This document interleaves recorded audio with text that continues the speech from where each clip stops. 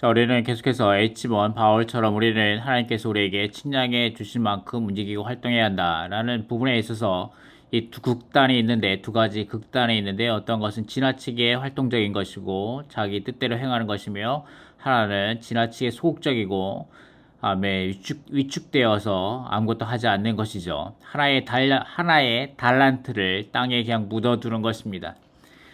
자, 이런 것에 대해서 우리가 어떻게 이 두 극단에서 어떻게 균형을 맞추는가에 대해서 여기 좋은 메시지가 하나 있습니다. 함께 보도록 하겠습니다.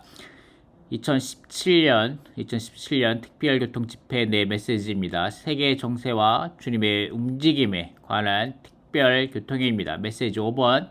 그 영의 인도하심과 일하심과 말씀하심에 따라 모든 것을 하고 주님의 유일한 움직임을 위해 몸의 머리이신 그리스도를 존중하며 몸의 유일한 하나 안에 지켜지기 위해 몸에 의해 균형 잡힘입니다. 자, 균형 잡히는 겁니다. 아멘. 우리가 일하고, 아멘. 우리가 말씀의 사역을 하는 것에 있어서, 아멘. 우리는 균형 잡혀야 합니다. 아멘. 어떻게 균형 잡힐 수가 있는가에 대해서 보도록 하겠습니다.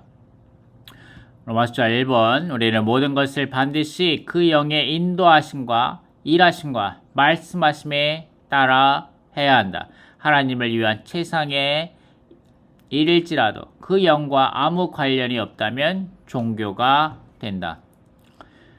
사도행전의 시작에서 120명은 아무것도 형성하지 않았고 아무것도 시작하지 않았으며 아무 일도 착수하지 않았고 무언가를 하려고 의도하지도 않았다. 그보다 그들은 40일 동안 거듭해서 10일 동안 그들은 10일 동안 거듭해서 기도했다. 사도행전 1장 14절 말씀이죠. 그들의 기도는 절대적으로 그 영 안에 있었다. 그런 다음 놀랍게도 그 영께서 그들 위해 부어주셨고 그들은 완전히 그 영 안에 있는 사람들이 되었다. 그때부터 계속해서 그들이 무엇을 행하든지 무엇을 말하든지 어디에 가든지 그 모든 것은 전적으로 그 영 안에 있는 문제였습니다. 로마서 2번. 우리는 운동 안에 있지 않고 성령의 살아있는 움직임 안에 있습니다. 우리 모두는, 특별히 청년들은 그 영 안에서 운동과 같은 것이 없다는 것에 깊은 인상을 받아야 합니다. 아멘. 반드시 그 영께서 인도하셔야 하고 그 영께서 일하셔야 하며 그 영께서 말씀하셔야 하고 심지어 그 영께서 우리의 생활을 사셔야 합니다. 아멘. B번. 사도행전 13장에서 신원자들과 교사들은 어떤 일을 토론하고 결정하기 위해 회의를 소집하지 않았다. 그 대신에 그들이 주님을 섬기며 금식하고 있었을 때입니다. 아멘. 성령께서 나를 위하여 바나바와 사울을 따로 세워라. 내가 그들을 불러 시킬 일이 있다라고 말씀하셨습니다. 아멘. 사도행전에서는 운동에 속한 것이 전혀 없습니다. 거기에는 예수님의 살아있는 인격의 살아있는 움직임만 있었으며 이 살아있는 인격은 바로 성령이십니다. 사도행전에서 단 한 번의 회의가 15장에서 나오는데 사도들과 장로들 함께 모여 어떤 문제를 돌보았고 28절은 성령과 우리는 성령입니다. 아멘. 성령과 우리는 좋다고 여겼습니다. 라고 말한다. 아멘. 주재하시는 분은 그 영, 곧 공기 같은 영이신 그리스도, 교회의 머리, 모든 사람의 주님이셨습니다. 아멘. 3번. 우리는 주님의 유일한 움직임을 위해 반드시 몸의 머리이신 주님을 존중해야 합니다. 아멘. 몸의 머리이신 주님을 존중해야 합니다. 아멘. 주님께 이렇게 말해야 합니다. 아멘. 주님, 당신께서 저의 주님이시고 몸의 머리이십니다. 저는 결정을 내리거나 다른 이들에게 명령할 자격이 없고 또 그렇게 할 지위나 권위도 없습니다. 당신을 앙망합니다. 저는 당신의 뜻과 마음을 알기 원합니다. 주님, 저는 당신께서 제가 무엇을 하기를 원하시며 저의 동료 일꾼들이 무엇을 하기를 원하시는지를 알기를 원합니다. 주님, 저는 당신께서 교회들이 무엇을 하기를 원하시는지를 묻습니다. 라고 우리가 이렇게 주님께 기도하며 금식하며 주님을 앙망해야 한다는 것입니다. 아멘.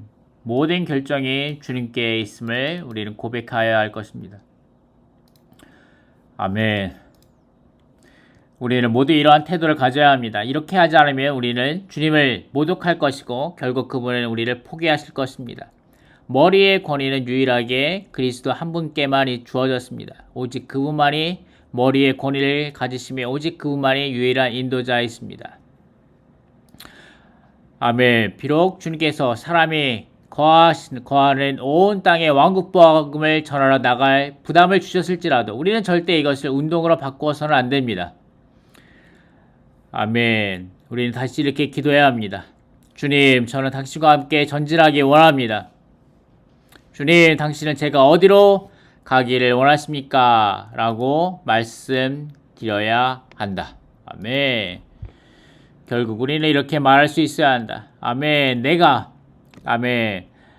가는 이유는 내가 주님께 여쭈었고 주님께서 내가 그곳에 가도록 인도하셨기 때문입니다. 그러나 우리는 어떤 형제가 우리를 격려했기 때문에 어떤 곳에 가서는 결코 안 됩니다. 결코 아무에게도 어디로 가야 한다고 말하지 말라. 그 대신에 우리는 주님께서 인도하신다는 확신을 반드시 가져야 합니다. 그렇지 않다면 우리는 운동 안에 있을 것이고 우리가 하는 일에는 영적인 가치가 없을 것입니다. 우리가 주님의 인도에 따라 행동할 때마다 우리는 그것을 결코 후회하지 않을 것입니다. 하나님의 신약 경륜은 그 영의 문제입니다. 우리는 반드시 그분께 주님, 제가 어디로 가야 합니까? 무엇을 해야 합니까? 라고 여쭈어보아야 한다. 아멘. 자.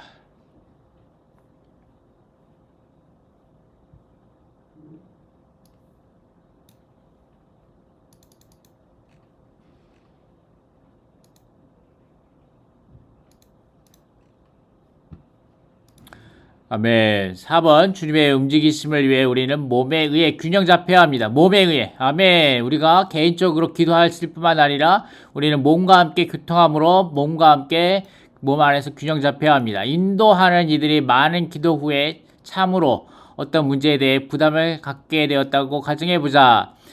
이후에 그들이 해야 할 것은 교통을 통해 그들의 부담을 성도들에게 전달해주고 그들에게 기도하기를 요청하는 것이다. 아멘. 우리에게 만약에 어린이 봉사에 대한 어떤 주님 앞에 기도한 후에 거기에 대해 어린이 봉사에 대해서 부담을 갖게 되었다면 우리는 그것을 또한 성도들에게 전달해주고 그들에게 기도하기를 요청해야 할 것입니다. 결국 성도들은 주님에게서 개인적인 인도를 받을 것이고 그들은 그 인도에 따라 움직일 수 있다. 이런 식으로 한다면 어떤 개인도 개인주의적이거나 반역적이지 않을 것이다. 그 영과 몸은 우리를 균형 잡아줍니다. 우리는 주님에게서 받은 인도가 몸의 느낌과 일치하는지 점검해 볼 필요가 있습니다. 인도하는 이들은 성도들이여 주님은 우리에게 여러분 중 어떤 사람들이 어느 도시로 이주하는 것이 필요하다는 것을 교통해야 한다는 부담을 주셨습니다. 우리는 여러분이 이 문제에 대해 철저히 기도할 것을 부탁드립니다. 라고 말할 수 있다. 결국 어떤 사람은 주님에 의해 부담을 받고 인도를 받아 어느 곳으로 갈 것이고 또 다른 사람은 다른 곳으로 갈 부담을 받을 것입니다. 아멘. 우리는 주님께 금식함으로 기도함으로 주님께서 우리에게 몸 안에서 우리의 분량과 한계에 따라서 주님께서 재어주신 그 한계의 측량에 따라서 측량받은 그 한계에 따라서 우리가 어느 곳에서 어떠한 봉사를 하고 심지어는 어느 곳으로 이주할지에 대해서 주님께 인도받을 것이며 또 몸 가운데서 교통함으로 우리 몸에 의해 균형 잡히게 될 것입니다. 기도 후에 교통이 잇따른다.